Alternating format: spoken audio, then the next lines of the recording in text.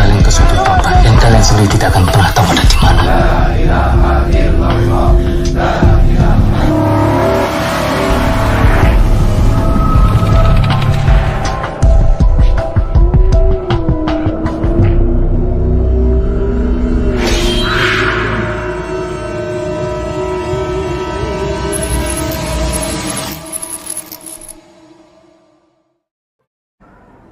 Dan kita tahu bahawa bulan Rabiul Awal, sebagian ulama mengatakan terjadi di bulan Rajab, dan sebagian lagi mengatakan di bulan Ramadan. Sehingga para ulama juga berselisih pendapat tentang tahunnya. Ada yang mengatakan 1 tahun sebelum hijrah, ada yang mengatakan 6 bulan sebelum hijrah, ada yang mengatakan 3 tahun sebelum hijrah, dan ada juga yang mengatakan 5 tahun sebelum hijrah. Artinya memang ini diperselisihkan, walaupun yang masyhur di lisan-lisan manusia bahwa Isra dan Mi'raj itu terjadi di bulan Rajab. Okelah, kita tidak melihat perselisihan para ulama. Yang kita akan bahas, kita akan petik, karena ini peristiwa besar dalam Islam, bukan peristiwa kecil. Dan tidak ada satupun Nabi dan Rasul yang pernah di-Isra Mi'rajkan Allah kecuali baginda Sayyiduna Muhammadin sallallahu alaihi wasallam. Ma'asyiral muslimin yang dimuliakan Allah subhanahu wa ta'ala, kita tahu bahwa Isra dan Mi'raj ini ada penyebabnya. Apa penyebabnya? Nabi SAW di awal dakwahnya menyampaikan tauhid, la ilaha illallah. Tidak lepas daripada ujian, tidak lepas daripada halangan orang-orang Quraisy. Terkadang Nabi SAW disakiti oleh mereka. Akan tetapi karena di sekitar Nabi SAW ada yang masih sayang dengan Rasul, maka dakwah Nabi SAW walaupun sedikit demi sedikit mulai diterima di kota Mekah. Dan orang-orang itu ada 2. Pertama Abu Talib, dan yang kedua Khadijah bintu Khuwailid. Tapi ketika kemudian Abu Talib meninggal dunia,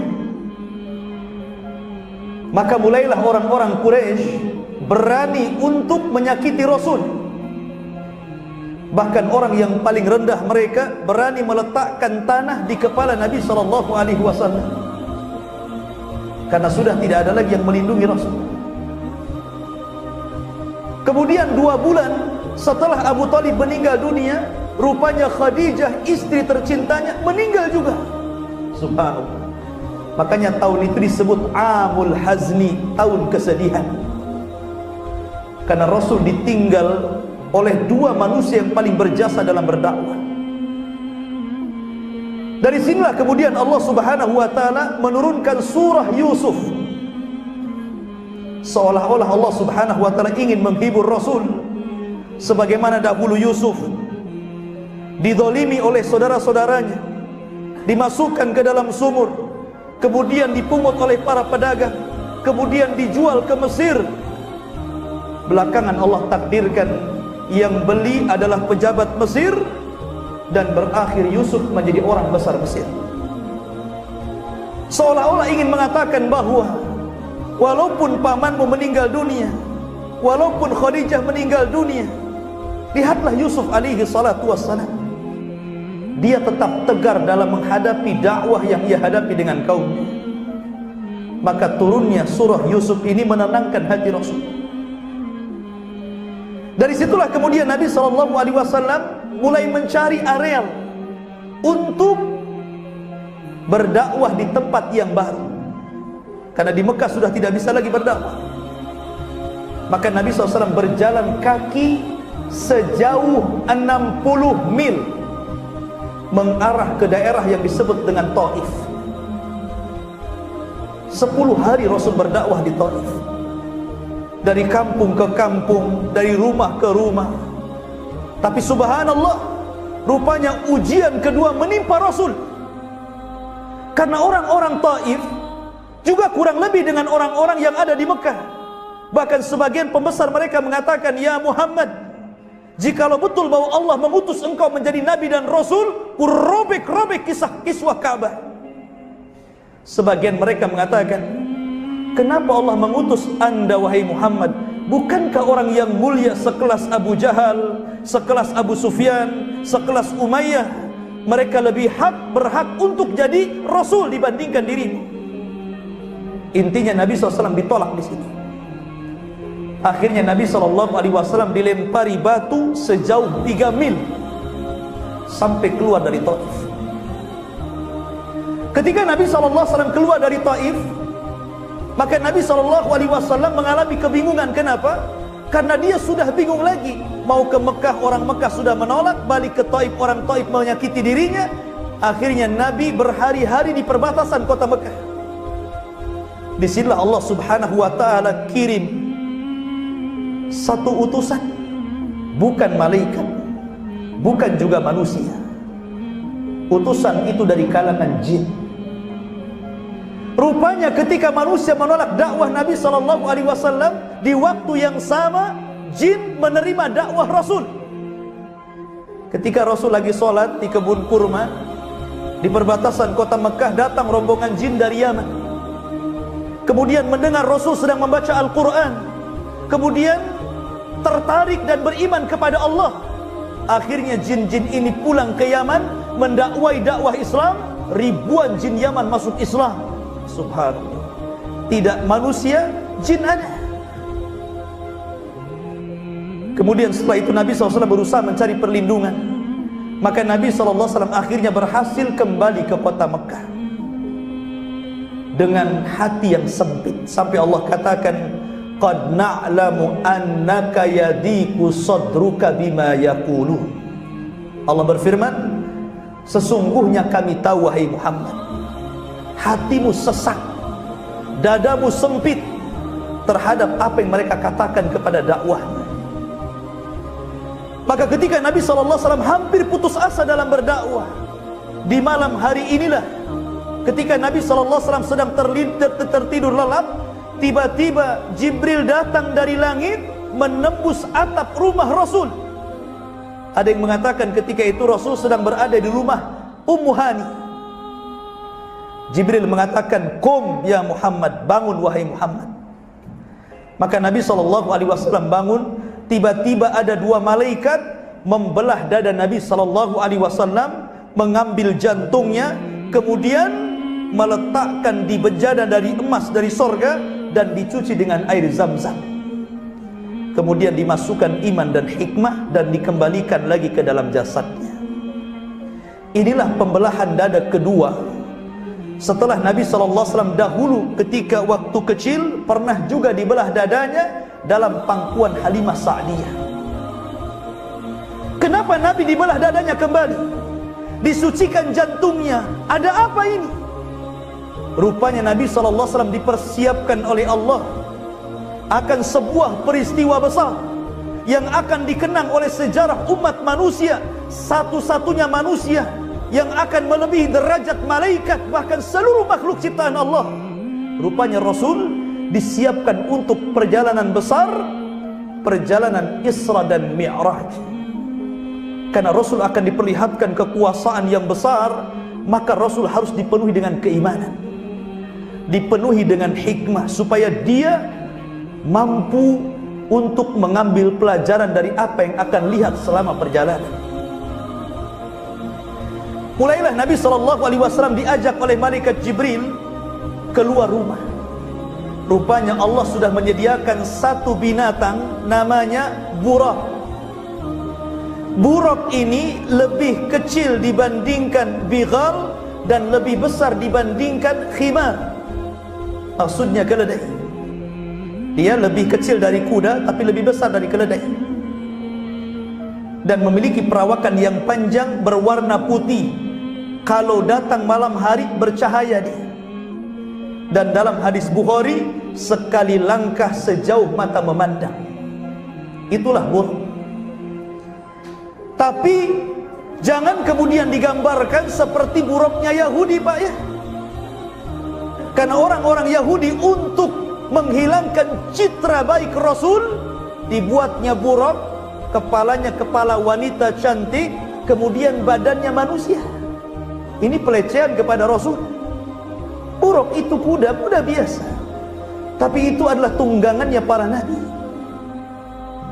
Seolah-olah karena Rasul banyak istrinya, sampai kudanya saja harus kepalanya seorang wanita. Itu kan pelecehan namanya. Maka Nabi SAW ketika hendak memegang buraq, dan ini ada satu faedah yang sangat besar, bahwa perjalanan Isra dan Mi'raj Rasul bukan ruhnya Rasul, bukan, tapi ruh dan jasad seperti kita gini. Sebab kalau seandainya perjalanan itu hanya ruh saja, buat apa pakai buraq? Langsung saja ruhnya melesat. Seperti orang bermimpi, ruh itu kan bisa kemana-mana tuh. Tapi karena perjalanan ini ruh dan jasad, maka diperlukan kendaraan, dan kendaraan itu disebut buraq. Ketika Nabi SAW hendak menunggangi buraq, karena buraq ini kan gak pernah ditunggangi Rasul, ibaratnya bapak ibu naik kuda, kuda ini gak pernah ditunggangi siapapun. Kira-kira kuda ini mau gak? Pasti gak mau tuh. Pasti dia akan bergerak-gerak, risih. Maka buraq pun sama. Sehingga malaikat Jibril marah kepada buraq dan mengatakan, ya buraq, wallahi ma raqibah, tidaklah seseorang menunggangi kamu akram minhu, lebih mulia daripada dia. Maksudnya siapa? Nabi SAW. Barulah kemudian buraq tenang. Maka Nabi SAW kemudian naik dan melesat bersama Jibril menuju mana? Menuju Palestina. Ada yang mengatakan sebelum sampai di Palestina, Rasul singgah di dua tempat. Pertama Baitul Lahmin, tempat lahirnya Isa bin Maryam, dan yang kedua Bukit Saina, tempat Musa mendapatkan Taurat. Makanya Allah bersumpah di dalam Al-Quran, wattini wazzaitun waturi sinina wa hadzal baladil amin. Demi buah tin. Buah tin di mana? Di Irak. Wazaitun, demi buah zaitun. Zaitun di mana? Di Syam. Wa turi sinin, Tursinah di mana? Bukit Saina di Mesir. Wa hadzal baladil amin, dan ini negeri yang aman di mana? Di Mekah. Allah bersumpah dengan 4 tempat. Dengan Mesir, dengan Irak, dengan Syam, dan dengan Mekah. Kenapa yang dijadikan sumpah 4 kota ini? Karena hanya di 4 kota ini seluruh para nabi turun, dan tidak pernah turun di luar kota ini. Sebut saja Irak, di situ ada Nabi Nuh. Makanya kapalnya Nabi Nuh bersandar di Bukit Judi. Mana Bukit Judi? Irak. Kemudian Syam, seluruh nabi-nabi Bani Israel turun di Syam. Dan diakhiri dengan kenabian Nabi Isa bin Maryam. Kemudian Mesir, di sana ada Nabi Musa, karena Fir'aun itu di Mesir. Dan di Mekah ada Nabi kita yang mulia alaihi salatu wassalam. Lah Nabi ini melewati tempat-tempat yang dijadikan sumpah dalam Al-Quran. Barulah kemudian Nabi SAW sampai di Palestina. Sesampainya di Palestina, maka Nabi SAW mengikat buraq di tembok yang sekarang tembok itu dikenal dengan tembok ratapan. Orang-orang Yahudi meratap di sini. Padahal dahulu tembok ini tempat buraqnya Rasul diikat. Tapi sekarang menjadi tembok ratapan. Orang-orang Yahudi yang punya dosa banyak datang ke tembok ini meratap-ratap, nanti hilang dosanya katanya. Mereka merebut tempatnya buraq menjadi tempat ratapan. Dan kenapa Nabi SAW mengikat coba? Kenapa mesti diikat buraq itu? Bukankah buraq itu memang disediakan untuk perjalanan Rasul? Nggak mungkin buraq itu kabur kan? Kenapa mesti diikat? Di sini ada pelajaran besar. bahwa Rasul mengajarkan kepada kita tentang bab tawakal. Bab tawakal. Tawakal itu tidak cukup dengan doa, tetapi harus ada usaha. Ada orang ingin cari duit nih kan, dia masuk ke masjid, ya Allah berikan rizki yang banyak, rumah, kendaraan, tapi nggak kerja, kira-kira dapat nggak? Nggak akan dapat. Atau mungkin anak muda datang ke masjid, ya Allah berikan saya anak, kalau nggak kawin nggak mungkin dapat anak. Harus ada usaha kan begitu. Makanya tawakal itu harus ada usaha, harus ada doa. Ini harus dicampur. Makanya perhatikan satu hadis Nabi SAW. Lau antum tatawakkaluna 'ala Allah haqqa tawakkuli la ruziktum kama yurzaqut tayru yaghdu himasan wa taruhu bitana. Kalau seandainya Anda bertawakal kepada Allah dengan sebenar-benar tawakal, niscaya kalian diberikan rizki seperti burung, di mana keluar lapar dan pulang sudah kenyang. Siapa yang mengenyangkan burung kalau bukan Allah? Kenapa coba? Burung itu ibu bapak, kalau cari makan dia akan berkoloni, nggak mungkin sendiri, rame-rame. Kalau dapat satu burung makanan, dia akan bersiul ke kawan-kawannya, ngasih tahu di sini ada makanan, sehingga makanan sedikit dimakan bareng-bareng. Itulah bedanya burung dengan kita. Kalau kita dapat rizki itu diem saja, nggak mau ngasih tahu untuk saudaranya. Tapi kalau nggak dapat rizki baru ngeluh, ada kerjaan nggak ya? Itulah manusia. Makanya kenapa manusia itu tawakalnya kurang, karena selalu mengeluh. Makanya Rasul mempermisalkan kalau Anda tawakal, maka akan diberikan rizki seperti burung, karena burung itu tidak pernah mengeluh. Burung itu tidak punya kartu ATM ibu bapak, nggak kerja juga burung, nggak ada yang jadi pekerja, nggak punya perusahaan. Burung itu tawakal luar biasa, nggak ada yang sekolah dan tidak diberikan akal, hanya insting saja. Tapi siapa yang mengarahkan ke tempat makan kalau bukan Allah Subhanahu wa ta'ala? Maka Rasul mengajarkan tawakal dengan menambatkan buruk. Nggak mungkin buruk lari sebenarnya, tapi tetap saja sama Rasul ditambatkan. Di sini pelajaran besar tentang pentingnya tawakal. Kemudian setelah itu Nabi SAW masuk ke Masjidil Aqsa, masjidnya para Nabi dan Rasul, dan merupakan kiblat pertama kaum muslimin sebelum mengarah kiblat ke Baitullah Al-Haram. Masjidil Aqsa, masjid terbaik ketiga setelah Haram, kemudian Nabawi, kemudian Aqsa. Walaupun dalam pembangunannya Masjidil Aqsa itu dibangun setelah Masjidil Haram. Pertama Masjidil Haram dulu, baru Masjidil Aqsa, baru Masjid Nabawi belakangan. Kalau yang mendirikan Masjid Nabawi, Masjidil Haram, Nabiullah Ibrahim. Kalau yang mendirikan Masjidil Aqsa, Nabiullah Sulaiman. Makanya orang Yahudi sampai hari ini mereka berusaha untuk melobangi Masjidil Aqsa, mencari situs Haikal Sulaiman. Apa sih Haikal Sulaiman itu? Haikal Sulaiman itu bangunan Masjidil Aqsa yang pernah dibangun oleh Sulaiman. Itu dikorek-korek, makanya Masjidil Aqsa itu bolong bawahnya, Pak.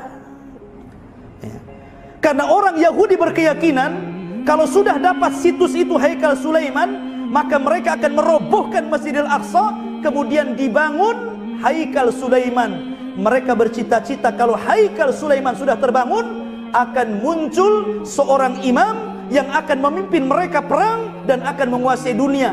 Ini mimpinya orang Yahudi, dan Islam juga membenarkan. Tapi imamnya Yahudi itu maksudnya Dajjal. Kalau imamnya kita Imam Mahdi.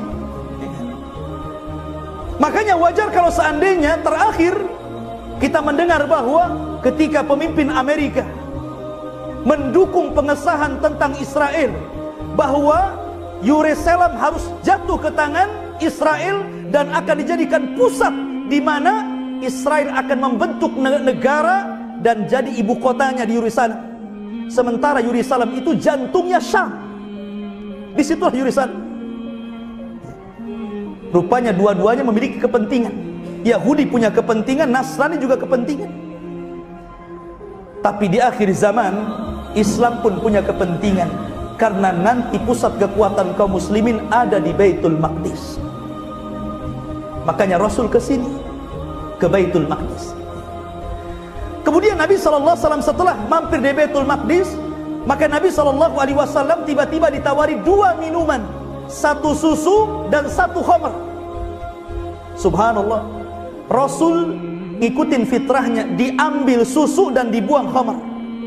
Makanya Jibril mengatakan, asamtal fitrah wa qad hudita wa hudiyat ummatuka. Sungguh engkau telah mencocoki fitrah, engkau akan diberikan hidayah dan umatmu juga akan diberikan hidayah. Maknanya bahwa Rasul dan umatnya akan senantiasa diarahkan kepada fitrah. Padahal ketika itu khamr belum dilarang untuk diminum, tapi Rasul memilih susu, menunjukkan fitrah seperti itu. Makanya kemudian Nabi SAW setelah minum air susu langsung kemudian diangkat ke langit. Dan ini peristiwanya sudah berbeda. Ini namanya Mi'raj. Kalau tadi Isra digambarkan dalam surah Al-Isra, dan Mi'raj digambarkan dalam suratul Najm dalam Al-Quran. Beda surat, dan terletak sama-sama di awal-awal surat. Mulailah Nabi SAW naik ke atas langit. Sesampainya di atas langit pertama, Nabi SAW bersama Jibril. Ketika itu Jibril mengetuk pintu langit, maknanya bahwa langit itu punya pintunya. Makanya di sini ada pertanyaan besar, kenapa Nabi tidak langsung naik dari Mekah ke Sidratul Muntaha?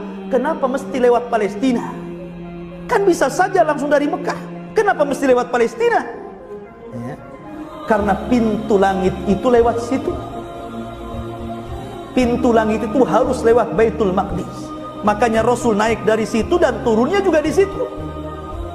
Namanya orang masuk itu kan harus masuk dari pintu dan keluar dari pintunya. Makanya kemudian Nabi diangkat dari Baitul Maqdis sampai ke langit pertama. Maka malaikat penjaga langit mengatakan, "Man, siapa kamu?" Kata Jibril, "Ana Jibril, saya Jibril." "Wa man ma'aka, siapa yang bersamamu?" Kata Jibril, "Muhammad sallallahu alaihi wasallam." "Awa qad uhiya ilai?" Apakah dia sudah diutus Allah? Kata Jibril, "Ya." "Kalau begitu kubukakan pintu langit." Dibuka pintu langit pertama. Rupanya pertama kali Rasul sallallahu alaihi wasallam melihat sosok bapaknya Adam alaihi salatu wassalam. Adam itu tingginya 60 hasta, ibu bapak. 1 hasta ini setengah meter. Berarti kalau 60 hasta tingginya 30 meter. Lebarnya 7 hasta. Berarti kalau lebarnya 7 hasta, berarti Adam itu lebar tubuhnya 3,5 meter kali 30 meter. Tuh tingginya Adam. Ini kalau buat baju ke tailor bingung. Adam itu besar. Dan nanti kita juga akan seperti Adam. Ketika orang masuk surga kan bentuk kita akan seperti Adam. Tingginya 30 meter, lebarnya 3,5 meter. Seluruh penduduk surga seperti itu. Jadi jangan kecil hati yang pendek-pendek. Nanti akan tinggi juga di surga. Karena nanti akan dipermisalkan dengan Adam. Ketika itu Nabi SAW diminta Jibril, "Ya Muhammad, salim ala abik." Wahai Muhammad, ucapkan salam kepada bapakmu. Maka Rasul mengatakan, "Assalamu alaika ya Adam." Keselamatan bagi engkau wahai Adam. Maka Adam mengatakan, "Marhaban binabiyyin saleh wabnin saleh." Selamat datang wahai Nabi yang saleh dan anakku yang saleh. Ketika itu Rasul melihat Adam menangis. Ketika Adam melihat ke arah kiri, beliau menangis. Ketika Adam melihat ke arah kanan, Adam tersenyum. Ada apa ini? Rupanya ketika Adam melihat ke kiri, karena dia melihat arwah-arwah, ruh-ruh dari umatnya yang diponis masuk neraka. Adapun ketika dia melihat ke kanan, ada ruh-ruh yang diponis masuk surga. Artinya keturunan Adam itu tidak semuanya masuk neraka dan tidak semua masuk surga. Ada yang masuk surga dan ada yang masuk neraka. Kemudian setelah itu Nabi SAW naik ke atas, ke langit kedua. Disinilah Nabi bertemu dengan Nabi Allah Isa bin Maryam dan Yahya bin Zakaria. Maka kemudian menyampaikan salam kepada keduanya. Kemudian naik lagi ke langit ketiga, bertemu dengan Nabi siapa? Nabi Yusuf. Kata Nabi SAW, Yusuf itu diberkahi oleh Allah karena diberikan separuh ketampanan Adam. Makanya di zaman Nabi Yusuf diutus, wanita-wanita itu yang melihat Nabi Yusuf sampai dikatakan waqatta'na aydiyana, dan kami potong-potong tangan. Gak terasa potong-potong tangan saking melihat ketampanan Yusuf. Tapi kalau perempuan siapa? Siti Sarah. Siti Sarah itu wanita tercantik dunia karena mewarisi separuh kecantikan Hawa. Jadi Adam itu tampan, Yusuf sudah tampan. Hawa itu cantik karena Sarah itu wanita tercantik. Macam mana pula Darwin mengatakan bahwa Adam itu seperti kera? Kera kan tak cantik ya. Masa kita keturunan kera gitu? Kita ini keturunan Adam. Biarinlah Darwin saja yang keturunan kera ya. Lah ini manusia yang sempurna Adam, makhluk yang sempurna diciptakan oleh Allah dengan tangannya. Sampai-sampai Rasul mengatakan la tuqabbihil wajha wa la tadribil wajha. Jangan kau cela wajah manusia, jangan kau pukul wajah manusia, karena Allah menciptakan Adam ala suratihi, sebaik-baik bentuk. Makanya tidak boleh lagi marah itu main mencela muka, itu tidak boleh. Cuman kenapa rata-rata kalau marah sasarannya muka itu masalahnya? Kan banyak badan yang lain, kalau dipukul mesti muka. Padahal Allah mengatakan lewat lisan Rasul, jangan cela muka, jangan pukul muka, yang lain saja. Masyarul muslimin yang dimuliakan Allah Azza wa Jalla. Kemudian setelah mendapatkan Nabi Yusuf di langit ketiga, naik keempat. Rupanya berjumpa dengan Nabiullah Idris, dan Rasul membacakan ayat wa rafa'nahu makanan aliyya, dan kami angkat Idris ke langit keempat. Satu-satunya nabi yang meninggal di langit cuma Idris. Kisahnya gimana? Idris ini menggantikan Nabi Syith. Nabi Syith itu nabi kedua setelah Adam, pengganti Habil yang dibunuh Qabil. Nabi Idris ini diutus sebelum Nabi Nuh. Ketika melihat kerusakan di kaumnya, maka dia pun berusaha untuk memperbaikinya, sehingga Allah berikan balasan kepada Idris. Dia mendapatkan pahala setiap hari sebanyak kaum yang didakwahinya. Maka dia senang. Akhirnya dia meminta kepada Jibril untuk dipertemukan dengan malaikat maut agar diulur waktu kematiannya. Kata malaikat Jibril, boleh, kita temui dia. Kalau begitu saya angkat engkau ke langit. Nanti kalau sudah ketemu ngomong sendiri. Maka dinaikkanlah Nabi Idris sampai ke langit keempat. Itulah isyarat dari firman Allah, wa rafa'nahu makanan aliyah, dan kami angkat Idris ke tempat yang tinggi. Maksudnya di langit keempat. Sesampainya malaikat Jibril bersama Idris ke langit keempat, rupanya malaikat maut sudah di situ nunggu. Kemudian malaikat Jibril heran, belum dipanggil kok sudah datang, gitu bahasanya. Kata malaikat maut, ya, karena barusan aku diperintah untuk mencabut nyawa manusia di langit keempat. Aku heran, mana ada manusia di langit keempat. Rupanya yang dimaksud di situ Idris.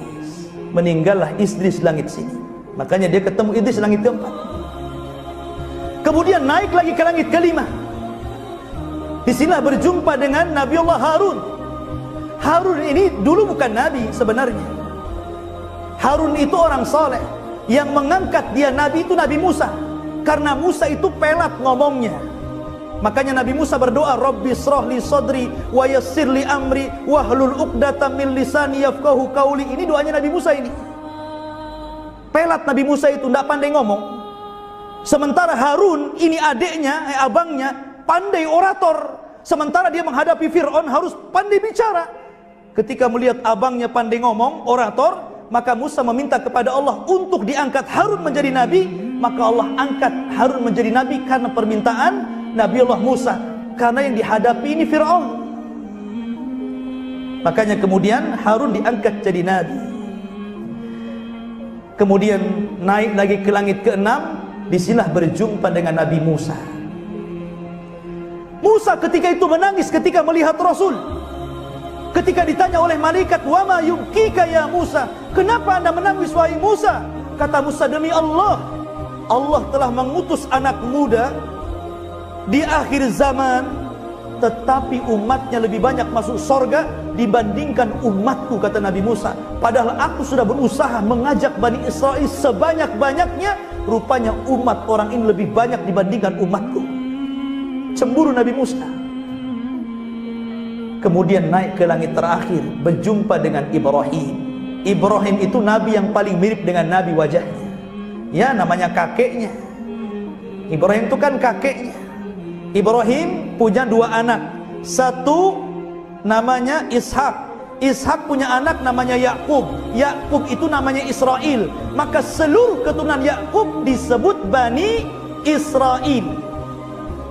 Kemudian dari Hajar lahirlah Ismail. Dari keturunan Ismail tidak ada yang jadi nabi, sampai lahirlah Nabi kita yang mulia alaihi salatu wassalam. Maka dari sini, kalau akhir daripada nabi-nabi Bani Israel kembali kepada Isa bin Maryam, kalau akhir dari arah Ismail lahirlah Muhammad sallallahu alaihi wasallam. Maka di sini ada dua jalur, semuanya sampai kepada Ibrahim.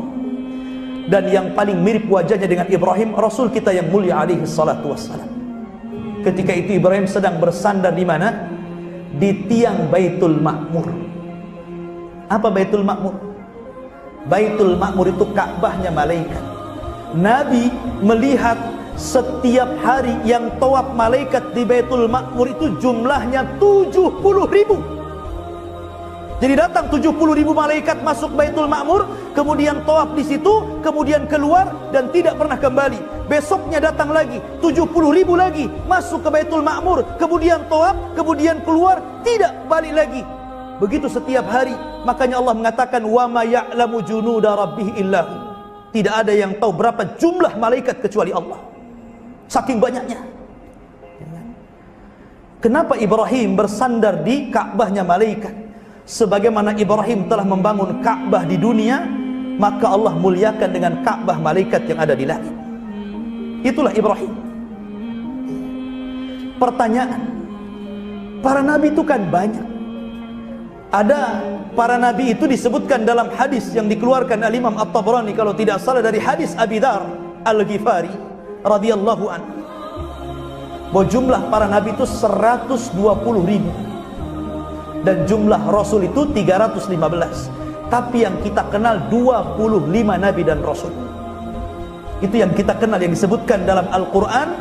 Pertama di surah Al-An'am 18 nama, dan lebihnya tersebar di beberapa ayat dalam Al-Quran sehingga jumlahnya 25. Lah di sini ikhwafidin muliakan Allah Subhanahu wa taala, kenapa di sini dalam peristiwa Isra ini kenapa tidak berjumpa dengan umpamanya Nabi Saleh, atau umpamanya Nabi Syuaib, atau umpamanya Nabi Zulkifli, atau nabi-nabi yang lainnya? Kenapa cuma nabi-nabi ini saja?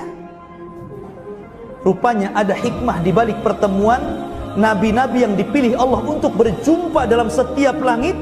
Karena nabi-nabi yang dipilih ini adalah nabi yang paling banyak cobaan ketika berdakwah.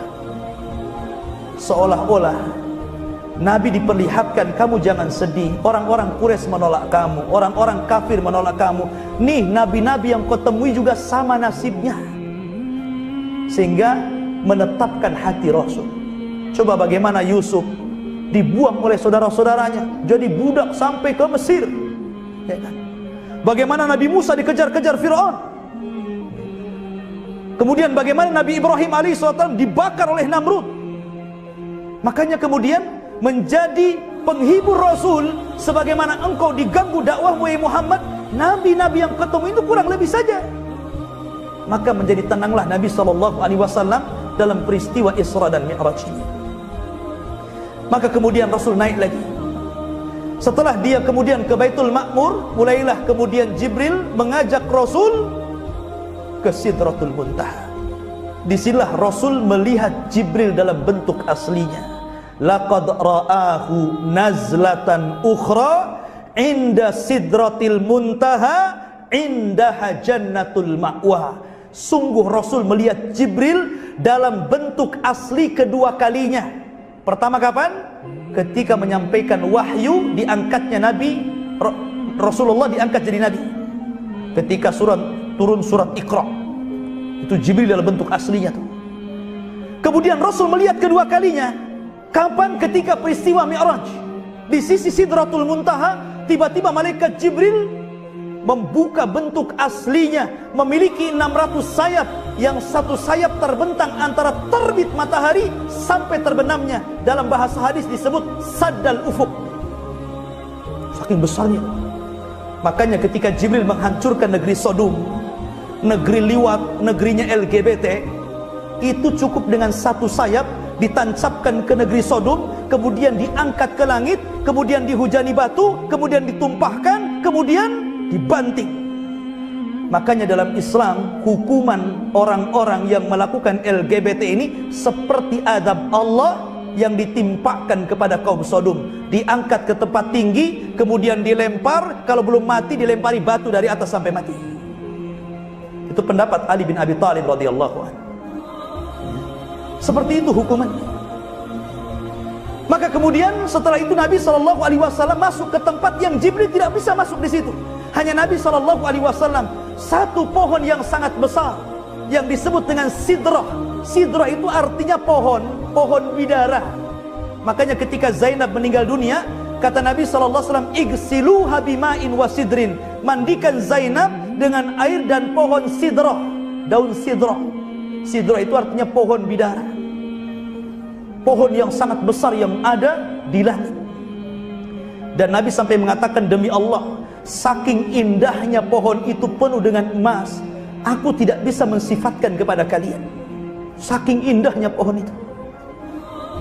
Karena itu pohon surga. Di surga itu kan emas, perak, berlian, semua gitu kan. Nggak ada kayak di dunia. Surga itu indah. Kenapa disebut muntaha? Muntaha itu artinya ujung sesuatu, di mana tidak ada lagi di atas itu, namanya muntaha. Karena seluruh ilmu makhluk, baik malaikat, baik jin, baik manusia, berakhir di sini. Sampai di sini ilmu makhluk itu. Karena di atas sudah ilmu Allah, sudah gaib bagi mereka. Makanya disebut Sidratul Muntaha. Pohon itu ujung dari seluruh ilmu manusia, ilmu jin, dan ilmu malaikat. Sampai di situ saja. Menunjukkan adanya keterbatasan. Kita ini terbatas, tapi Allah ala kulli syai'in qadir. Masyarul muslimin yang dimuliakan Allah Subhanahu wa taala, apa yang diperoleh Nabi sallallahu alaihi wasallam di sini? Di sinilah Nabi sallallahu alaihi wasallam berdialog dengan Allah bila turjuman, tanpa penerjemah. Dan dalam sejarah hanya ada 3 nabi yang pernah diajak bicara Allah tanpa ada perantara Jibril. 1 Adam, 2 Musa, dan 3 Rasul kita yang mulia alaihi salatu wassalam. Ini 3 nabi saja yang pernah diajak bicara tanpa perantara. Adam di sorga, Nabi Musa di Bukit Saina ketika mendapatkan Taurat, dan Rasul kita ketika mendapatkan mandat diwajibkan sholat 5 waktu. Di mana? Di Sidratul Muntaha. Subhanallah. Di antara faedah sholat, sholat itu satu-satunya ibadah yang diwajibkan di langit. Dan tidak ada satupun ibadah kecuali diwajibkan di bumi. Sholat diwajibkan di langit, kalau ibadah yang lain di bumi. Satu-satunya ibadah yang diwajibkan tanpa perantara adalah sholat. Tapi ibadah yang lain perantara Jibril semua. Jibril datang wahyu kasih tahu Nabi, Allah perintahkan ini, Allah perintahkan itu. Tapi sholat tidak. Allah perintahkan langsung dan berjumpa dengan Allah di langit. Wajar kalau sholat itu ibadah yang sangat istimewa dalam Islam. Makanya sholat itu adalah ibadah yang pertama dihisab pada hari kiamat. Nabi SAW saking pentingnya bicara sholat, Aisyah radhiyallahu anha menggambarkan, kalau datang suara adzan, apa kata Aisyah? Seolah-olah Nabi itu lam ya'rifna wa lam na'rifhu. Seolah-olah dia tidak kenal aku pun tidak kenal dia. Nggak peduli itu maknanya. Jadi kalau datang Allahu Akbar, nggak peduli dosanya. Mau siapa di depannya, mau pejabat, mau siapa, pergi ke masjid. Saking perhatian dengan sholat. Karena suara azan itu bukan suara kidung, Pak ya. Ikhwafidin yang dimuliakan Allah Subhanahu wa ta'ala. Jadi itu panggilan Allah. Betul-betul Allah yang panggil kita. Makanya kemudian dahulu Umar bin Khattab radhiyallahu an ketika pingsan, kita tahu bahwa seluruh khulafaur rasyidin yang mati wajar itu cuma satu, Abu Bakar. Umar dibunuh, Utsman dibunuh, Ali dibunuh. Rata-rata khalifah dulu itu begitu. Matinya dibunuh. Kalau Abu Bakar enggak, dia sakit gara-gara mandi tengah malam untuk qiyamul lail di musim dingin, kemudian lantaran itu dia sakit kemudian meninggal. Tapi Umar ditusuk ketika sholat subuh, ketika jadi imam. Bayangkan, rakaat pertama Allahu Akbar, datang Abu Lu'lu al-Majusi, bawa badik di belakang, ditusuk-tusuk berkali-kali. Zaman itu nggak ada listrik masjidnya, Pak. Jadi orang bawa senjata nggak tahu. Nggak ada PLN zaman itu, ATB juga nggak ada. Artinya bahwa masih kondisi gelap. Akhirnya ketika ditusuk nggak tahu, seolah-olah Umar hanya berteriak, akalatni kalbun, sungguh anjing ada yang menggigitku, katanya. Dikiranya digigit anjing, padahal ditusuk oleh Abu Lu'lu sampai tembus ke depan. Akhirnya kehabisan darah, kemudian Umar pun pingsan. Dibawa dia ke rumah. Ketika dibawa ke rumah dikasih obat, keluar dari tempat lukanya. Akhirnya kemudian orang-orang bingung macam mana menyadarkan Umar bin Khattab.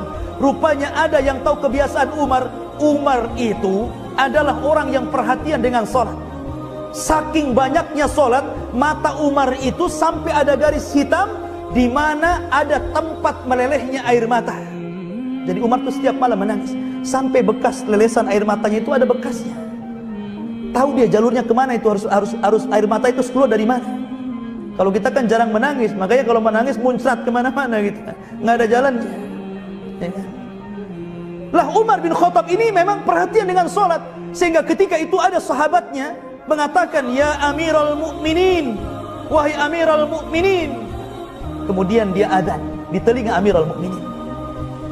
Ketika dia adzan, tiba-tiba Amirul Mukminin terbangkit, bangun dan mengatakan, Allahu qad shallait.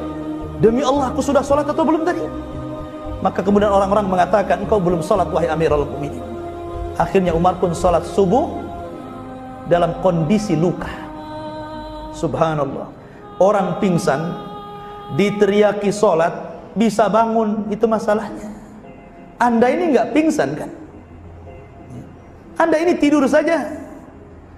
Sekarang corong masjid itu di mana-mana, tembus sampai ke rumah. Tapi suara adzan macam suara kidung, makanya tak bangun. Oke lah yang tidur ya. Ini nggak tidur bangun, dipanggil-panggil adzan, kenapa juga nggak dengar? Parah orang kayak gini ini, seolah-olah mental. Kalau masuk telinga kanan, masuk keluar telinga kiri masih mendingan. Ini mental ini, nggak masuk ke telinganya. Ini kan aneh. Padahal kalau dia paham dalam sebuah riwayat, kalau dia tahu pahalanya panggilan adzan dan pahalanya sop pertama, maka dia siap mengundi berapapun harta yang dihabiskannya. Artinya begini, kalau seandainya sop ini pertama sudah penuh, Anda datang, sudah, saya gantikan saja kamu di sop kedua, mau berani bayar berapa? Itu maksudnya. Oh 500 juta, ya sudah, saya kasih 500 juta, saya sop di situ. Itu maksudnya. Tapi nggak ada yang mengundi seperti ini kan, karena sopnya kosong semua, ngapain ngundi-ngundian? Yang ada malah nggak perhatian dengan sop, di situ masih kosong, di situ masih kosong, buat lagi sop di belakangnya gitu kan. Lah ini nggak tahu fikih sholat namanya. Lah sholat itu ibadah yang luar biasa, karena diwajibkan di langit. Kemudian Rasul diberikan oleh-oleh dua selain sholat. Pertama awakhir surah Al-Baqarah. Jadi terakhir surah Al-Baqarah itu diturunkan di langit. Amanar rasulu bima unzila ilaihi wal mu'minun, terus sampai akhir ayat. Itu diturunkan di Sidratil Muntaha. Kemudian yang ketiga, dapat oleh-oleh bahwa Rasul dijanjikan setiap yang meninggal dan tidak menyekutukan Allah, maka dijamin masuk surga. Berarti oleh-oleh Rasul ada 3 ya. Pertama salat, kemudian akhir surah Al-Baqarah, dan dijanjikan setiap umatnya yang tidak melakukan kesyirikan akan dimasukkan ke dalam surga. Ketika itu kemudian Rasul turun. Ketika turun itulah Allah perintahkan seluruh malaikat yang ada di langit, seluruh para nabi yang ada di bumi untuk ikut turun bersama Rasul sampai di Baitul Maqdis. Sehingga Nabi SAW melaksanakan sholat menjadi imam dan makmumnya para nabi dan Rasul serta para malaikat. Subhanallah ya. Luar biasa. Rasul jadi imam, di belakangnya para nabi, di belakangnya para malaikat. Seolah-olah kata para ulama, di sini ada isyarat dengan mengimaminya Rasul kepada para nabi dan Rasul, maka ini isyarat bahwa agama yang dibawa Rasul akan menjangkau kepada seluruh agama para nabi yang sholat di belakangnya. Maknanya bahwa Islam itu akan menyebar ke seantero dunia dan menjadi sebuah kenyataan. Coba daerah mana yang tidak ada muslimnya? Karena di sini ada isyarat di sini. Rasul mengimami para nabi dan Rasul. Makanya Rasul disebut Sayyidul Anbiya wal Mursalin, pemimpinnya para nabi dan Rasul, karena dia jadi imam dan makmumnya seluruh para nabi dan Rasul di Baitul Maqdis. Karena Rasul akan menjangkau mereka semuanya. Baru setelah itu Nabi SAW sholat, kemudian pulang kembali menggunakan buraq. Dalam peristiwa ini Nabi SAW diperlihatkan sorga dan neraka. Dalam fase perjalanan ke atas itu Rasul diperlihatkan sorga dan neraka. Makanya kenapa Nabi itu bisa mensifatkan sorga dan bisa mensifatkan neraka walaupun tidak sedetail yang sesungguhnya. Karena sehebat apapun Rasul mensifatkan sorga, maka sorga lebih hebat daripada apa yang disifatkan Nabi. Karena Rasul mengatakan, aku sediakan sorga itu untuk hambaku yang soleh, kenikmatan yang tidak pernah dilihat mata, tidak pernah didengar telinga, bahkan terlintas saja tidak bisa. Rasul masuk ke dalam sorga. Pertama dia masuk, apa yang dilihat? Dia mencium bau yang sangat harum sekali. Nabi bertanya, ini harum siapa? Kata malaikat, ini adalah harumnya Masyitah. Tahu cerita Masyitah? Masyitah itu tukang sisir anak putrinya Fir'aun. Ketika dia nyisir, jatuh sisirnya. Ketika ngambil sisir, dia baca bismillah. Kata putrinya Fir'aun, siapa bismillah itu? Dengan menyebut nama Allah. Allah itu siapa? Apa yang dimaksud bapakku Fir'aun? Kata Masyitah, bukan. Allah itu Tuhanku, Tuhanmu, dan Tuhan bapakmu. Oh, marah anaknya. Karena Fir'aun ngaku Tuhan masalahnya. Dilaporkan. Akhirnya kemudian Fir'aun menghukum Masyitah dengan digoreng dalam tengku penggorengan. Sebagaimana bau gosongnya Masyitah di dunia, maka Allah ganti di akhirat dengan harumnya Masyitah di surga. Kemudian yang kedua, Rasul mendengar suara terompah. Kayak bapak pakai bakiak itu di tembok ya, kan suaranya bunyi itu. Rasul mengatakan, ini suara terompah siapa ini? Kata malaikat, itu suara terompahnya Bilal bin Rabah. Subhanallah. Orangnya belum masuk sorga, Pak. Sendalnya sudah di sorga. Saya kira sendal bapak lebih mahal dibandingkan sendal Bilal. Yakin saya. Tapi nggak jamin kan sendal bapak masuk sorga. Jangan-jangan di neraka pula. Kalau sendalnya sudah masuk sorga, ya nggak mungkin sendalnya saja masuk sorga. Ya pasti seorang-orangnya lah kan mungkin. Masa sendalnya masuk surga? Sendal kan nggak sholat. Yang menjadikan orang masuk surga kan sholat. Di sini maksudnya isyarat bahwa kalau sandalnya saja sudah di surga, tentu orangnya juga akan di surga.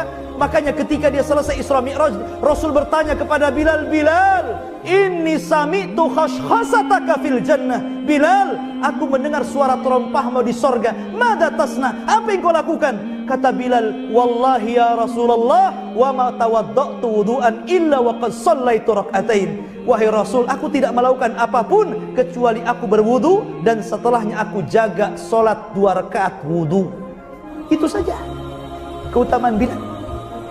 Tapi bisa memasukkan orang ke dalam surga karena dia jaga kesuciannya. Batal wudu lagi, batal wudu lagi, batal wudu lagi. Itulah Bilal bin Rabah. Ma'asyiral muslimin yang dimuliakan, kemudian Nabi SAW melihat istana yang terbuat dari emas dan perak. Di sorga itu masing-masing orang itu mendapatkan 2 istana. Waliman khafa maqama rabbihi jannatan. Bagi orang yang takut kepada Allah, maka dia akan diberikan 2 sorga, 2 istana. Satu milik dia dan satu warisan dari orang kafir yang masuk neraka dan tidak pernah ke sorga, diwariskan kepada orang yang beriman. Tilkumul jannah uristumuha. Itulah sorga yang diwariskan mereka untuk kalian. Jadi dapat 2 sorga itu, satu milik sendiri, satu warisan orang kafir yang dikekalkan di neraka. Tetapi bukan berarti satu orang cuma 2, tidak. Bisa punya istana 5, bisa 10, bisa 100, bisa 1000, tergantung amalannya di dunia. Makanya Rasulullah mengatakan, siapa yang membangun masjid di dunia, Allah bangunkan 1 istana di sorga. Kalau anda membangun masjid 10, ya istananya 10, kan begitu. Ataupun hadis mengatakan, siapa yang membaca qul huwallah 10 kali dalam sehari, Allah bangunkan istana di sorga. Bukan qul huwallah, qul huwallah, qul huwallah, qul huwallah, bukan. Qul huwallahu ahad, Allahus samad, lam yalid walam yulad walam yakul lahu kufuwan ahad. 1, begitu kan. Sampai 10. Baru Allah bangunkan 1 rumah di sorga. Jadi orang itu tergantung amalannya, berapa istana di sorga. Kalau di dunia saja Pak, orang punya kos-kosan 9 sudah bangga, ya kan? Kemudian buat lagi 9, makin bangga. Buat lagi 9, makin bangga. Harusnya kita juga bangga dengan banyaknya rumah di sorga. Begitulah seorang mukmin. Taib. Dan banyak lagi kenikmatan yang dilihat Rasul. Kemudian Rasul juga diperlihatkan neraka. Salah satu yang diperlihatkan apa? Ada orang yang kukunya dari besi sedang mencakar-cakar mukanya. Rasul heran.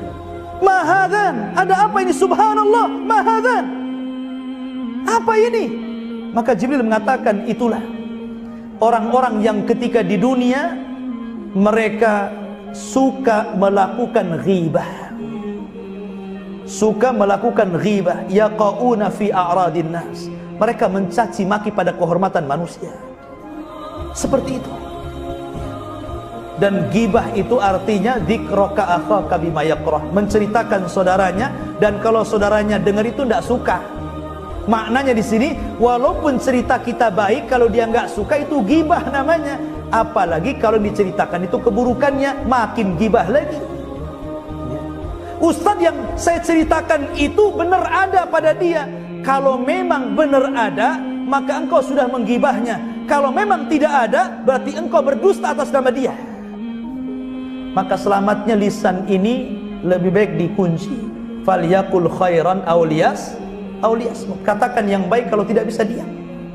Karena ngeri dosa lisan itu. Dari sekujur tubuh kita ibu bapak, yang banyak melakukan dosa itu lisan. Sebutkan dosa apa yang tidak ada di lisan, ada semua.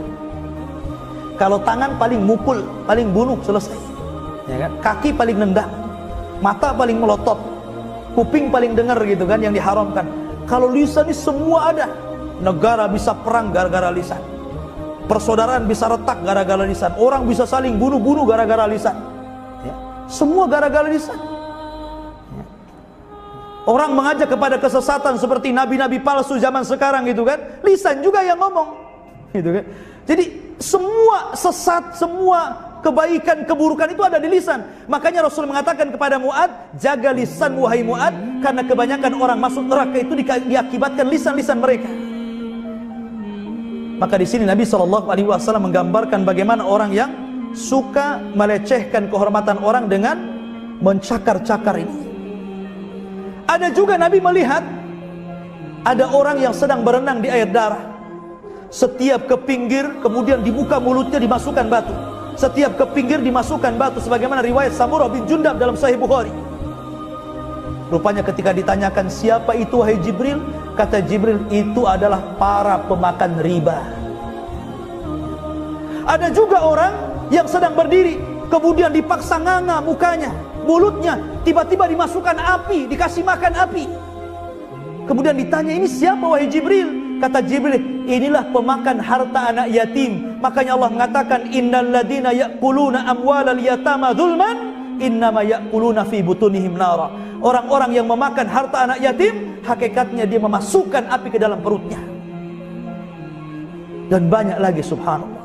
Intinya bahwa Nabi diperlihatkan neraka dan surga. Kemudian setelah Nabi SAW melakukan perjalanan Isra dan Mi'raj, Rasul kembali ke Mekah. Sesampainya di Mekah, Nabi SAW tertidur sebentar karena memang lelah letih. Kemudian Rasul terbangun di pagi hari, tiba-tiba lapang dadanya, subhanallah. Yang tadinya sempit, yang tadinya sesak, yang tadinya hampir putus asa, hanya separuh malam melakukan perjalanan, besok harinya sudah lega. Alam nashrah laka sadrak. Bukankah kami telah lapangkan dadamu wahai Muhammad? Dadanya lapang, siap berdakwah dia. Kemudian dia ngomong sama Ummu Hani, wahai Ummu Hani, izinkan aku akan ceritakan kisah ini kepada orang-orang Quraisy. Kata Ummu Hani, ngapain wahai Rasul? Orang-orang tidak akan percaya dengan kamu. Bagaimana mungkin perjalanan 1 bulan dari Mekah ke Baitul Maqdis kau tempuh hanya beberapa waktu di malam hari? Bagaimana mungkin perjalanan ribuan tahun sampai ke Sidratul Muntaha engkau bisa melakukan hanya separuh malam? Apa kata orang? Gak usah diceritakan. Tapi Rasul berazam, tidak, ini harus diceritakan. Akhirnya Nabi keluar ke Ka'bah. Baru sampai di Ka'bah dia duduk. Pertama yang lewat siapa? Abu Jahal. Ini yang pertama kali yang lewat. Abu Jahal kok nampaknya Rasul ini ada yang mau disampaikan. Didekati sama Abu Jahal dan mengatakan, masya'nuka ya Muhammad. Hei Muhammad, nampaknya ada yang mau disampaikan nih. Ada apa ya? Maka Nabi SAW mengatakan, semalam saya begini macam-macam. Abu Lahab langsung serius dan mengatakan, ya Muhammad, bagaimana kalau seandainya aku fasilitasi kamu? Kukumpulkan manusia, kau ceritakan apa yang sudah kau ceritakan kepada aku yang kumpulkan semuanya. Istihza, mengolok-olok Rasul. Karena Abu Jahal paham, tidak mungkin ada orang yang percaya, yang ada justru akan menjelek-jelekan Rasulullah. Kata Abu Jahal dengan seriusnya, biar saya kumpulkan manusia, katanya. Oh, mantap Abu Jahal. Tapi bukan untuk kebaikan, memang sengaja untuk menghina Rasul. Maka Abu Jahal berteriak-teriak, ya Bani Ka'ab istami'u, wahai Bani Ka'ab, wahai Bani Fulan, kemari.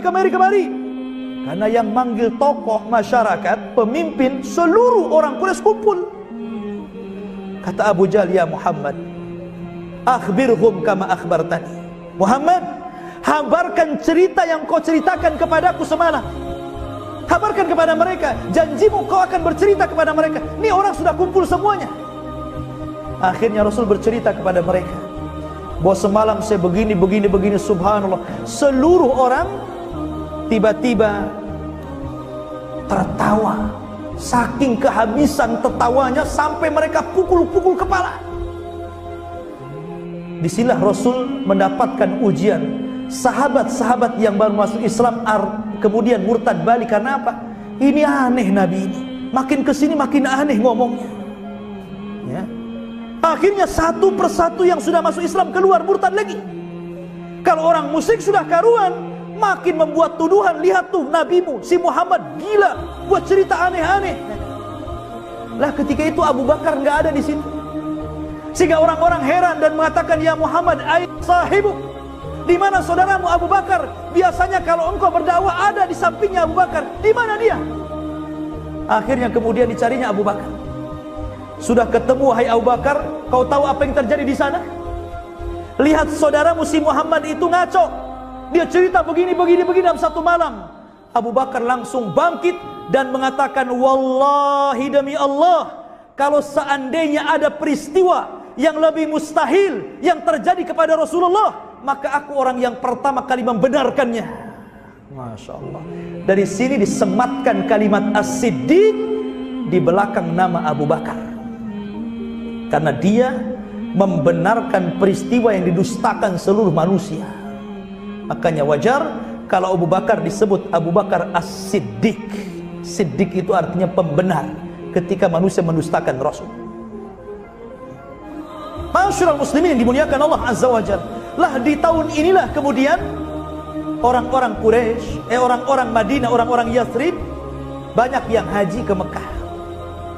setelah kejadian Isra Mi'raj. Rupanya ada 12 dari Yathrib masuk Islam, kemudian menyebarkan dakwah di Yathrib di Madinah, akhirnya menyebar setelah peristiwa Isra Mi'raj. Maka Allah mengizinkan Rasul untuk hijrah. Maka Rasul memerintahkan seluruh sahabatnya untuk berangkat ke Yathrib, karena sudah mendapatkan tempat yang diizinkan Allah. Yang ada di Ethiopia suruh pulang semua. Kita sudah mendapatkan tempat yang aman. Maka seluruh para sahabat akhirnya hijrah setelah peristiwa Isra dan Mi'raj ini. Taib. Apa yang kita bisa petik dari pelajaran Isra Mi'raj? Yang pertama, Isra Mi'raj ini adalah kejadian yang tidak masuk di akal. Tetapi bukan tidak bisa dibuktikan secara fakta, bisa. Saya contohkan. Bapak berjalan dari Batam ke Jakarta, naik pesawat Lion, hanya sekedar memberikan berkas ke kawan yang di Jakarta, kemudian balik lagi ke Batam. Ketika Bapak membeli tiket, tiba-tiba ada seekor semut masuk ke tas. Kemudian semut ini terbawa Bapak sampai ke Jakarta. Sampai di Jakarta setelah ngasih berkas, kemudian balik lagi ke Batam. Kemudian semut ini keluar dari tas, kemudian ngomong sama kawan-kawannya, saya habis dari Jakarta. Kira-kira kawan-kawan semutnya bilang gila nggak? Gila, kaki aja kecil ke Jakarta katanya. Tapi peristiwa ini benar nggak? Benar kan? Memang dia ke Jakarta kok. Kenapa kalau semut bisa ke Jakarta lewat perantara orang, kenapa Nabi SAW didustakan? Padahal itu kuasa Allah. Bisa dibuktikan secara akal. Yang kedua, kita harus bangga dengan Nabi SAW dan harus beriman sepenuhnya bahwa Nabi SAW diangkat sampai ke Sidratul Muntaha. Kalau dulu saya masih kecil, saya didoktrin dengan cerita kisah Neil Armstrong yang sampai ke bulan. Sehingga sedikit-sedikit lihat orang sudah sampai ke bulan, kok masih sibuk saja di sini katanya. Harusnya yang kita banggakan bukan Neil Armstrong naik ke bulan, tapi Nabi SAW naik ke Sidratul Muntaha. Lebih tinggi mana bulan dengan Sidratul Muntaha juga? Ya jelas lebih tinggi Sidratul Muntaha karena bulan itu di langit dunia. Itu pun kalau cerita Neil Armstrong benar. Karena ada yang kemudian mengatakan bahwa itu tidak benar. Ketika dikibarkan benderanya, katanya sih konon berkibar-kibar kan gitu. Berarti ini kan shootingan di padang pasir. Oke lah, kita benarkan dia sampai ke bulan. Kita tidak dustakan. Memang ada orang yang sampai ke bulan. Tapi kita tidak pernah bangga. Justru kita harus bangga dengan Nabi SAW yang bukan hanya sampai ke bulan, tapi sampai ke Sidratul Muntaha. Lebih hebat daripada Neil Armstrong. Kalau Rasul turun membawa syariat solat, Neil Armstrong ini bawa tanah dari bulan. Mulia mana tuh tanah dengan solat? Tanah diinjak gitu kan. Solat ibadah kepada Allah. Kita harus bangga dengan Nabi SAW. Makanya kalau kita cerita, kita tidak hendak membeda-bedakan para Nabi dan Rasul. Karena Allah mengatakan la nufarriqu baina ahadi mir rusuli. Kita tidak boleh membeda-bedakan antar para Nabi dan Rasul. Tetapi kalaulah seandainya kita katakan bahwa Nabi Musa alaihi salatu wassalam, ya, ataupun Nabi Idris alaihi salatu wassalam, dia sampai ke langit keempat, maka Rasul sampai ke Sidratul Muntaha. Kalau dikatakan bahwa Adam masuk surga, Rasul juga masuk surga. Bahkan kemuliaan Rasul jauh menjangkau kemuliaan Adam. Walaupun malaikat sujud kepada Adam, tapi kan sujudnya satu kali saja. Karena menggunakan fi'lul madi dalam bahasa Arab itu kata kerja bentuk lampau. Fasajadu illa iblis. Malaikat sujud kecuali iblis. Sajad itu fi'il madi, kata kerja bentuk lampau. Artinya sujudnya malaikat kepada Adam itu satu kali saja.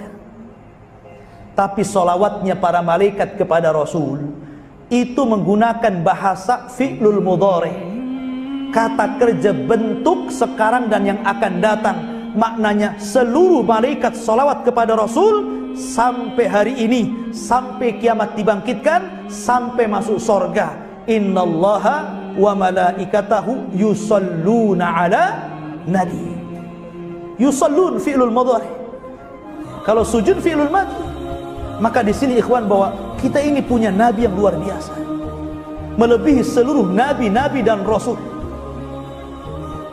Bagaimana tidak luar biasa? Satu, nabi itu disucikan jiwanya, Pak. Apa ayatnya? Disucikan jiwanya. Nabi SAW dibelah dadanya.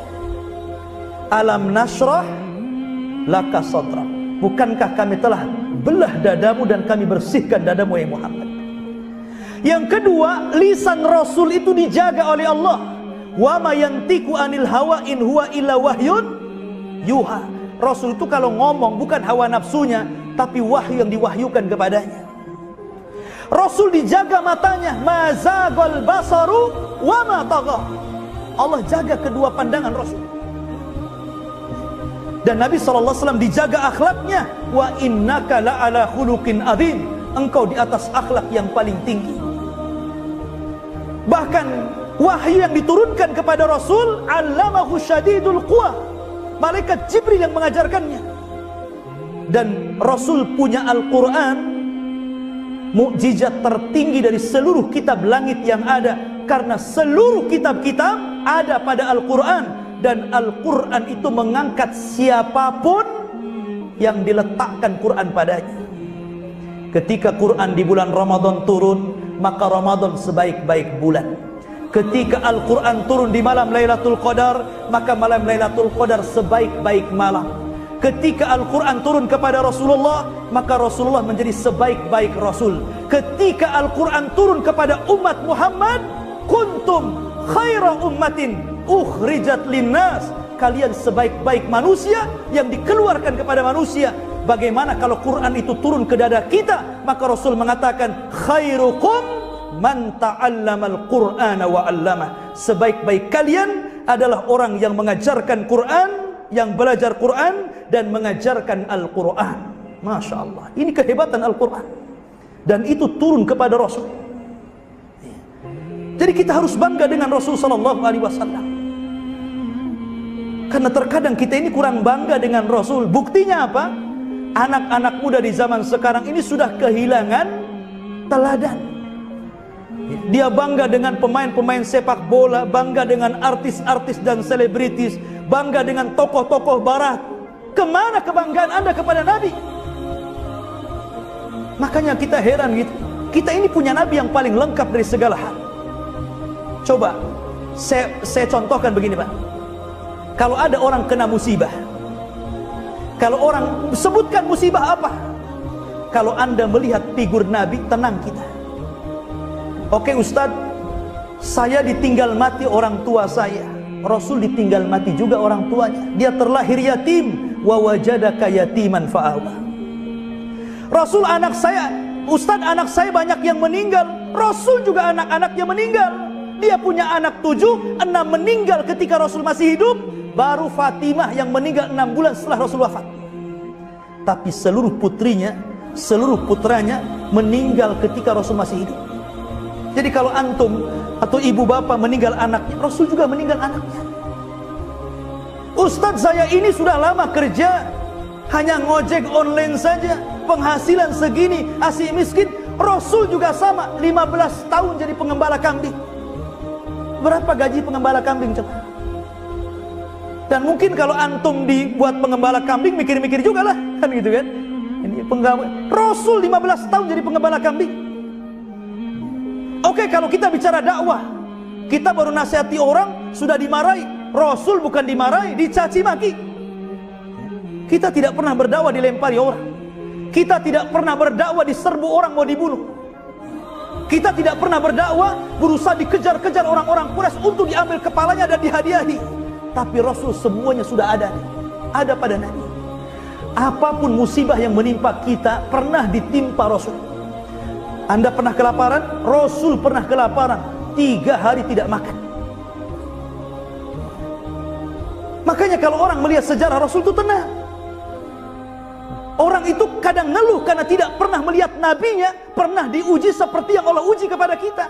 Tapi kalau seandainya kita terus mengaca kepada Rasul, bagaimana akhlak Rasul, bagaimana musibah yang ditimpakan Allah kepada Rasul, demi Allah, musibah yang ditimpakan Allah kepada kita tidak secuilnya dari musibah yang ditimpakan kepada Rasul. Karena Rasul mengatakan asyaddal bala indallahil anbiya, seberat-berat ujian yang Allah uji pertama para nabi, kemudian orang-orang yang mengikutinya. Maka kita harus bangga ya. Maka peristiwa Isra Mi'raj ini mengajarkan kebanggaan kita kepada Nabi SAW. Kemudian yang ketiga, di sini kita dianjurkan untuk memperhatikan sholat. Sholat itu ibadah yang luar biasa, jangan sampai dilalaikan. Sampai-sampai Nabi SAW pernah mengatakan, kalau seandainya anda ini mandi sehari 5 kali, kira-kira bersih nggak Pak? Pagi mandi, siang mandi, sore mandi, malam mandi, jam 3 mandi. Sehari mandi 5 kali, bersih nggak kira-kira badan kita? Bersih. Yang ada kayak mujair dalam air terus kan. Itulah sholat. Kalau setiap hari 5 kali kita sholat, bersih dari dosa kita ini. Asik dicuci saja setiap hari. Jadi orang yang melakukan dosa itu maka bisa dihapus dengan sholat. Karena dalam sholat itu ada istighfar, ada pengagungan kepada Allah, ada membesarkan Allah, macam-macam doa dalam sholat itu. Jadi kalau kita menjaga sholat 5 waktu, bersih dosa kita. Itulah bagaimana kemudian Nabi SAW mengajarkan para sahabatnya agar anak-anak di usia 7 tahun itu suruh dididik sholat. Kata Rasul apa?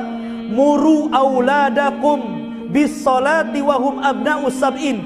Perintahkan anak-anakmu sholat di usia berapa?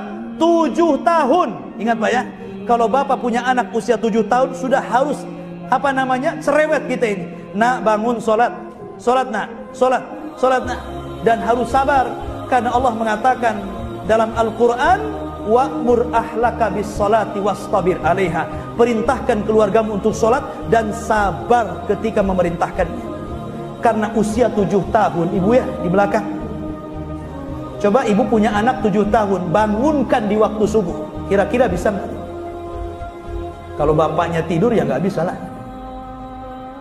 Susah yang bangunkan anak 7 tahun di usia 7 tahun, bangun nak subuh kalau nggak dibiasakan ya.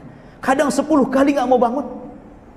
Nih anak sudah bangun nih, kadang-kadang sambil ke kamar mandi itu masih tidur dia. Kemudian sampai kamar mandi, kalau nggak tunggu tidur di kamar mandi dia. Makanya mulai dari dibangunkan ditunggu, jalan juga diantar, di kamar mandi ditunggu lagi, keluar kamar mandi ditunggu, sholat ditunggui, baru setelah sholat tenanglah orang tua. Kalau nggak gitu nggak sholat anak itu. Makanya disebut apa? Wastabir alaiha, suruh sabar kita ya. Kalau usia 7 tahun kok nggak mau juga, degil juga gitu kan, kayak bapaknya umpamanya, maka Rasul mengatakan wadribuhum wahum abna'u ashrin. Pukul. Kalau 10 tahun nggak mau sholat, pukul kata Rasul. Tapi hindari jangan memukul wajah. Pukul kakinya, pukul pahanya, pukul perutnya gitu. Ya pukul, maksudnya mukuli bukan nyiksa. Kata Rasul, alikis sautu fil jidar. Apa kata Rasul? Ikatkan pecut di tembok. Untuk apa? Untuk nakuti anak-anak. Nah, sholat enggak? Itu apa sholat? Nah, begitu ya. Kalau mau itu saya turunkan. Kalau mau sholat biarkan dia di situ. Seperti itu Rasul sampai mengajarkan menakut-nakuti anak itu. Artinya apa? Ditakut-takuti dengan takut yang bukan menyelisih akidah. Karena ada orang tua nakut-nakuti anak itu akhirnya jadi penakut.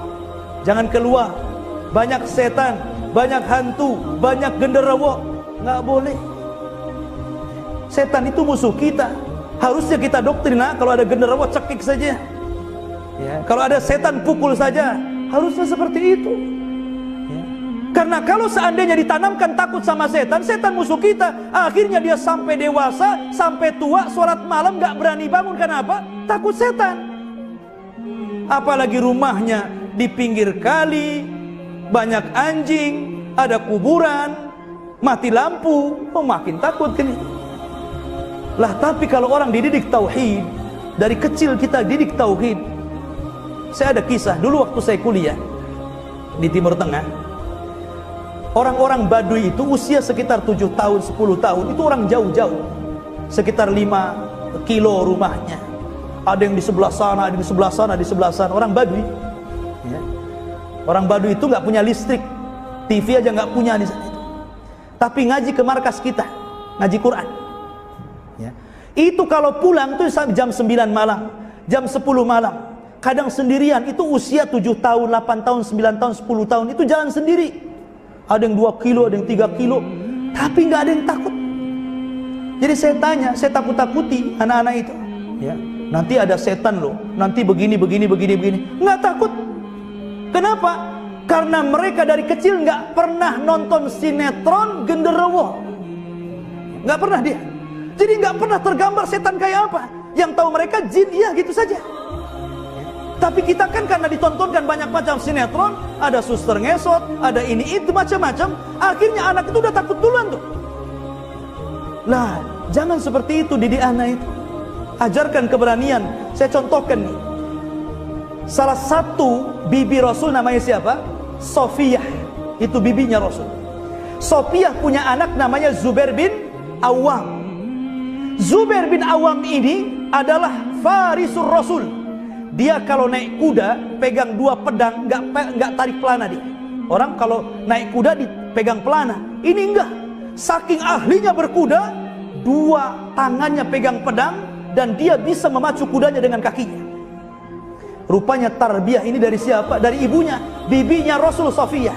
Sofiyah menceritakan, jadi ketika Zubair bin Awam ini masih kecil, Zubair kecil ini usia 7 tahun, 10 tahun. Kalau zaman dulu itu kan tidak ada toilet di rumah. Kalau zaman sekarang kan enaknya, anak mau kencing mau apa tinggal toiletnya di samping rumahnya, di samping kamarnya. Zaman dulu kan nggak kayak gitu. Kadang-kadang diantar ke padang pasir tuh anak 7 tahun tuh, Zubair itu anak 7 tahun, diantar ke padang pasir, suruh buang hajat di situ, ditinggal sama ibunya. Coba. Tetapi bukan ditinggal, itu diperhatikan dari jauh, melatih keberanian. Coba anak-anak sekarang kayak gitu. Jadi uka-uka lah kan gitu. Taruh di tempat gelap, biarin gitu kan. Nggak ada yang berani, ibunya saja nggak berani gitu kan. Bapaknya juga apalagi gitu. Nah, ini karena memang tidak pernah dididik akidah. Lah dalam peristiwa Isra Mi'raj ini banyak pelajaran yang kalau mungkin kita bisa ungkap nggak akan selesai sampai subuh ya. Tapi ini yang bisa sampaikan, mudah-mudahan ada manfaatnya karena sudah jam 10 lebih ya Pak. Mari kita berdoa kepada Allah Subhanahu wa taala. Mudah-mudahan pertemuan pada malam ini diberkahi oleh Allah Subhanahu wa taala dan semoga kita senantiasa mengambil ibrah dan pelajaran dari kisah Isra Mi'raj ini dan menjadi hamba-hamba Allah yang senantiasa taat kepada Allah, mengikuti perintah Rasul, menjadikan Nabi kita yang mulia alaihi salatu wasallam teladan dalam hidup kita. Subhanakallahumma bihamdika asyhadu an la ilaha illa anta astaghfiruka wa atubu ilaik. Allahu ta'ala alam. Assalamualaikum warahmatullahi wabarakatuh.